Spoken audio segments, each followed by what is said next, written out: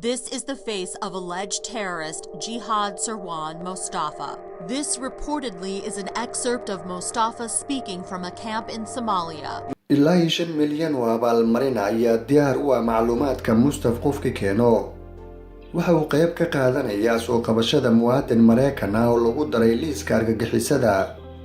Mustafa ayaa muddo ku dhuumanaya qaybo ka mid ah dhulka Soomaaliya sida ay sheegeen sirdoonka waddanka Maraykanka ee FBI-da.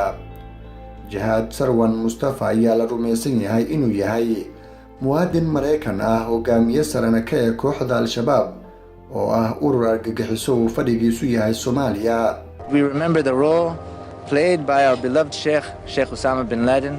May Allah have mercy upon him. waxaa la rumaysan yahay in Mustafa uu ku soo biiray Al-Shabaab qiyaastii 2006 waxaana ilaa iyo hadda uu ka soo shaqeeyay awoodo badan oo ay ka mid tahay macallin military oo ka tirsan xeryaha tababarada Al-Shabaab iyo hogaamiye daaci ka ah garabka warbaahinta ee Al-Shabaab. waxa uu mar kale isku xire ka yahay dhexdhexaadinta ka dhaxaysa Al-Shabaab iyo ururo kale ee argagixisada iyo hogaamiye kooxeedii u adeegsada waxyaabaha qarxa weerarada argagixisada.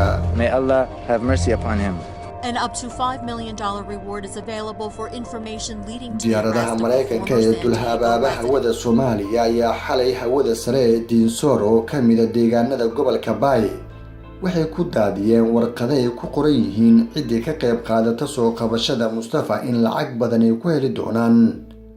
Mustafa ayaa waayihii dambe ku noolaa dhul ka mid ah Soomaaliya. Ayaa and speaks Somali, Arabic and English. He is left-handed waxaana and has hadda a uu ku distinctive hadlayaa scar 3 on his right luuqadood oo hand. kala ah Carabi, English iyo Soomaali.